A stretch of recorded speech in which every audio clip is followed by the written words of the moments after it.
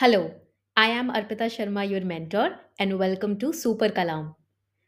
Since the last few weeks, I had been receiving this question through mails, through WhatsApp, through Telegram, etc.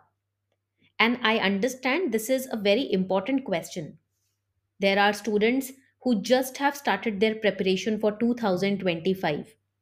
There are students who are working professionals and they did not get proper time to prepare in the last few months, and now they are worried about their 2025 attempt. There are students who have revised, who have completed their syllabus almost, still they are fearful of attempting their paper in 2025. Why? Because of FOMO. They are scared that they might have missed out on certain resources, practice, etc. And this class is going to take away all your doubts, क्योंकि आज की class में मैं आपको एक month wise strategy बताने वाली हूँ। और सिर्फ यही नहीं, मैं आपको एक सैम्पल टाइम टेबल भी देने वाली हूँ, जिससे आपकी प्रेपरेशन में जो डर का एलिमेंट है ना, वो निकल जाएगा। मुझे पता है बहुत सारे स्टूडेंट्स हैं जो अटेम्प्ट को स्किप करने की बात करते हैं, but I am always against this particular decision of skipping your attempt, because you still have 5 months to go. ऐसा होता कि सिर्फ 2 महीने बचे होते और आपकी कोई तैयारी नहीं हुई है, then I would have requested and suggested you कि आप 2026 को टारगेट करो। भले ही अगर आपके पास अटेम्प्ट्स हैं तो आप एक्सपीरियंस के लिए एग्जाम देकर देखो, बट अटेम्प्ट 2026 में करो। But now because I can see you have 5 months, इसीलिए मैं अभी नवंबर में ये वीडियो आपके लिए बना रही हूँ।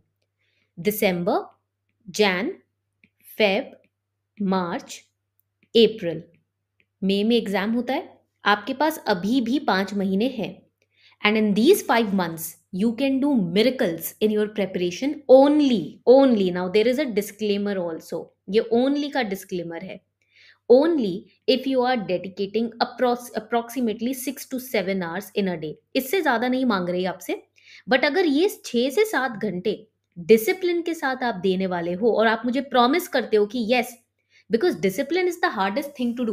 You can complete the syllabus, you can be consistent, but you cannot be disciplined all the time. Discipline comes after a lot of determination towards your goal, towards yourself. Life में कुछ अपने लिए change करना है ना, अपने लिए कुछ अच्छा करना है, तो डिसिप्लिन का होना बहुत जरूरी है।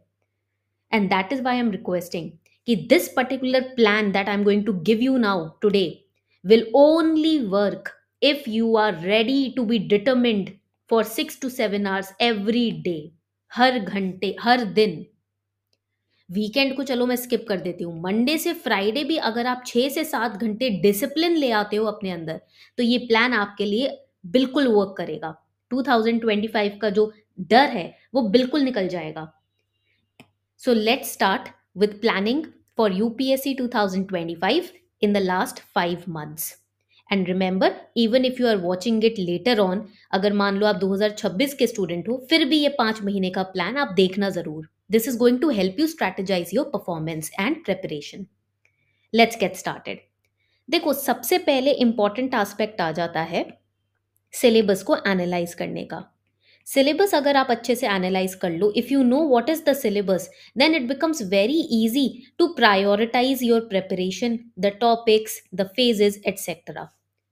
सबसे पहले आपको करना क्या है, सिलेबस को ब्रेक डाउन करना है। When I say that you have to break down the syllabus, that means prelims के लिए सिलेबस डिफरेंट होता है, मेंस के लिए सिलेबस डिफरेंट होता है। We all know about it, right? After breaking down the syllabus you have to prioritise. आपको prioritise करना होगा, that means high yielding topics. जैसे कि आपको 4 कोर टॉपिक्स के बारे में पता होना चाहिए। What are the 4 core topics? We have polity, then we have geography, then we have history, then we have economy. ये आपके 4 कोर टॉपिक्स हैं। ज्योग्राफी के अंदर ही अगर आप देखोगे तो इन्वायरमेंट इकोलॉजी भी छुपा होता है, राइट? एंड इन सभी के अंदर इनहेरेंटली करंट अफेयर्स इंक्लूडेड होते हैं। So this is how you need to start prioritising your syllabus first. एक बार आपने सिलेबस प्रायोरिटाइज कर दिया, उसके बाद आपकी जर्नी ईजी हो जाती है। Now I am going to help you break down your preparation into phases. If you want, you can take a screenshot of every slide that I am going to show you. Okay? Preparation को दो phases में मैं divide करने वाली हूँ, बहुत carefully ध्यान देना, ठीक है? Be very attentive. We are going to divide into phase 1 and we are going to divide our preparation into phase 2. And yes, I am also going to cover optional for all of you here. Phase 1 हम ले लेते हैं दिसंबर से जनवरी. वैसे तो from tomorrow onwards you can start, but still we are starting with December January. This is the 2 months, ठीक है? First 2 months, what we are going to do in the first 2 months, we are going to build our foundation. Because अगर हम prelims की बात करें, यहाँ पर आपका फाउंडेशन ही चेक होता है. This is the foundational level. If your foundations are strong, आप ये स्टेज क्लियर कर जाओगे and you will move on to the next stage which is the mains, which is subjective in nature. तो यहाँ पर आपका कॉमन सेंस, आपके logic, आपके एनालिटिकल स्किल्स टेस्ट होते हैं, ठीक है? अब जब आपने फाउंडेशन अपना स्ट्रांगली बिल्ड कर लिया, what will happen over here? How you have to build your foundation? First you have to focus on revising the static subjects. अब यहाँ पर स्टैटिक सब्जेक्ट्स कौन कौन से हैं? अगर हम स्टैटिक सब्जेक्ट्स की बात करते हैं, I list them down as well. We have polity, then we have history, then we have geography, then we have economy and then we have environment ecology. ठीक है, ये हमने स्टैटिक सब्जेक्ट्स ले लिए और इनको अभी हम रिवाइज करेंगे. You have to first jump on to NCERTs for your revision. अपने पढ़ाई के लिए अब मैं एनसीईआरटीज को रिवीजन के लिए क्यों बोल रही हूँ? Because you have covered your NCERTs during your school time. आपने स्कूल के टाइम पे काफी बार पढ़ी है. Even when you would have started your preparation, आपने स्टार्टिंग फेज में भी एनसीईआरटीज पढ़ा ही होगा. ठीक है, तो first we will revise our static subjects through NCERTs. Now after completing each and every chapter, I would recommend topic wise PYQs को प्रैक्टिस करो. अब मैं आपको एक एग्जाम्पल बताती हूँ, ठीक है? Please pay attention to this example that I am going to show you. Let suppose in polity NCERT you have revised preamble today. Do not think कि after completing entire NCERT of class 11 12th of polity I will then start practicing PYQs. No, this is not the right approach. What is the right approach then? One chapter that you have prepared in polity, that let's suppose it is preamble, you have to practice previous year questions. I'm not even talking about any MCQs. मैं PYQs की बात कर रही हूँ because अब ये high time है. Last 5 months में PYQs को साइमल्टेनियसली कवर करना है. You will go to Super Kalam. Now here at Super Kalam, you will ask, give me PYQs on preamble. जैसे ही आप ये क्वेश्चन डालते हो, super Kalam from 2011 to 2024, whatever questions have been asked on preamble, it will provide you those questions. You have to solve them and then you have to revise the explanation and then move ahead. This is the meaning of practicing or solving PYQs topic wise. अब इससे होगा क्या? आपको पता भी नहीं चलेगा, simultaneously revision होती जा रही है. You are revising simultaneously. As and when you are completing each and every chapter of polity, you are practicing PYQs. Hence, you are revising those chapters simultaneously. तो after this phase ends, आपकी revision भी साथ साथ होती जाएगी. Your FOMO will end. Your anxiety will end. Last minute revision का जो डर होता है वो खत्म हो जाएगा. Because you are simultaneously revising. Same applies for history, geography, economy, environment and ecology. ठीक है? तो this is the first phase की स्ट्रैटेजी.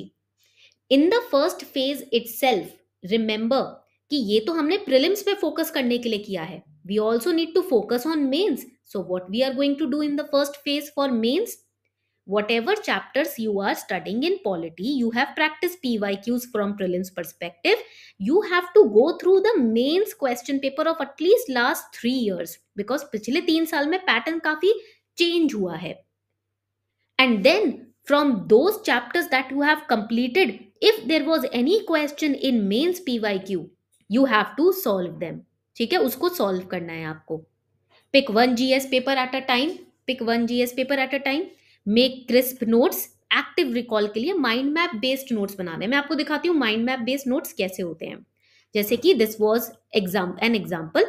ये था एक current affair based article. ठीक है, इसमें आप देखोगे I understood the article, I read it carefully, then whatever I understood I started jotting them down.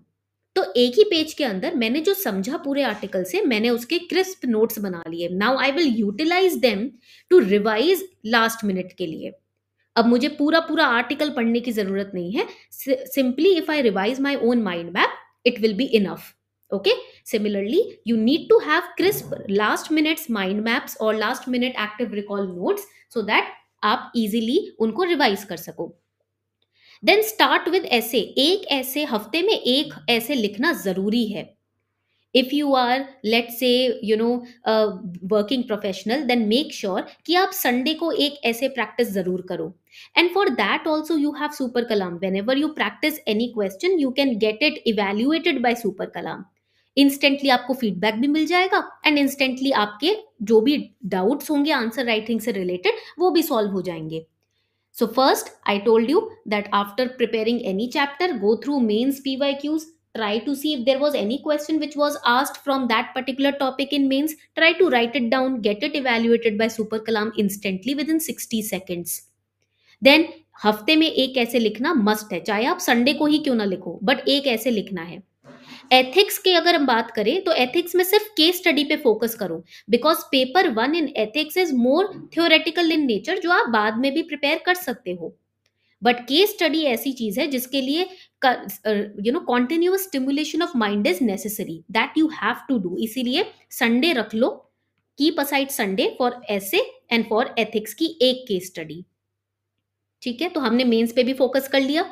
And coming to your optional subject, make sure that you are covering the static portion of your optional subject clearly. मान लो अगर वो GS से coincide भी करता है ना, तो आपके जीएस की प्रिपरेशन में ही वो ऑटोमेटिकली कवर हो जाता है.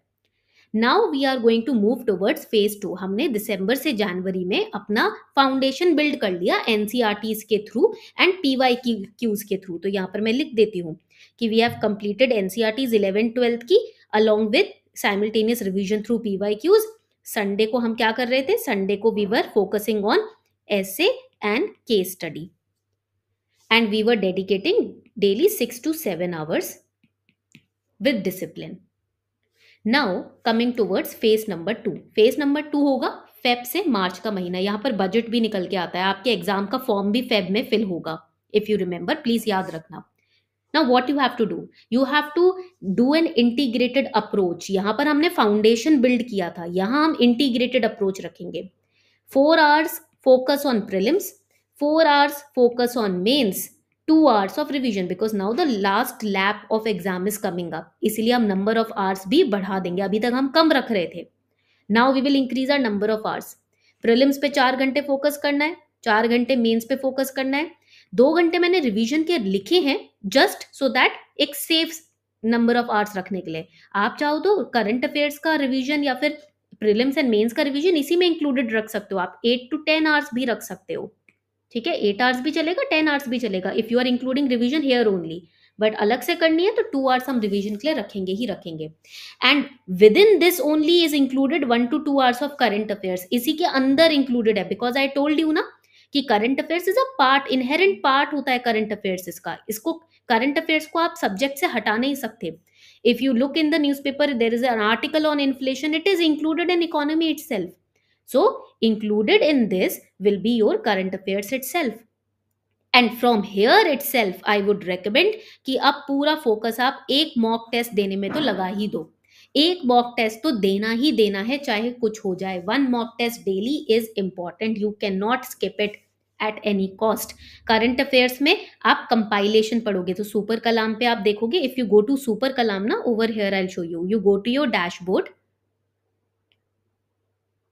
Once you go into your dashboard you will go to this particular section. ये जो बुक बन रही है इस पे आप क्लिक करोगे. ठीक है, you click over here, library section है ये आपका.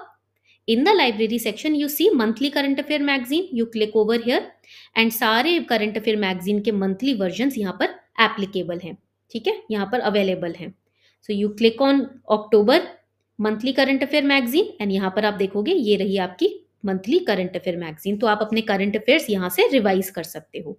ठीक है, so try to make sure that you revise from Super Kalam's compilation. Now when we move ahead, जब मैंने आपको बोला कि आपको एक मॉक डेली लगाना ही लगाना है, कहाँ से लगाओगे उसमें भी कंफ्यूज होने की जरूरत नहीं है. Go for super Kalam's first interactive prelims test series. ठीक है, तो यहाँ पर आप देखोगे if you go over here तो all the important mind maps, diagrams, flow charts, everything is included in this test series. हर एक्सप्लेनेशन के साथ आप देखोगे आपको माइंड मैप्स, फ्लो चार्ट्स मिलेंगे। So you can go through this particular test series, link is given in the description box.